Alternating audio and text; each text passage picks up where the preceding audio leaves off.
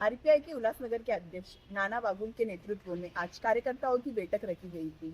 चुनाव को मद्देनजर रखते हुए सदर ये बैठक रखी गई थी।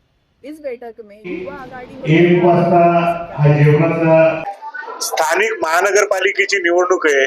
गटार पाणी मीटर या सगळ्या स्थानिक समस्या आहेत, त्या समस्या संदर्भामध्ये तर बोलणारच, परंतु पक्षानं आतापर्यंत जे जे काही काम केलंय त्या कामाच्या संदर्भामध्ये जनतेला माहिती देऊन भविष्यात आम्ही काय काम करणार ते सांगून निवडणुकीमध्ये आम्ही प्रचाराचा आमचे ते मुद्दे असतील। एक तर मुद्दा असा आहे की आम्ही बसून ठरवलेलं आहे आमच्या निवडून येणाऱ्या प्रमुख जागा किती आहेत त्या संदर्भामध्ये आताच उहापोह करणं संयुक्तिक नाही। आम्ही योग्य वेळ आल्यावर अजून 2-3 महिने निवडणूक लांबणीवर आहे।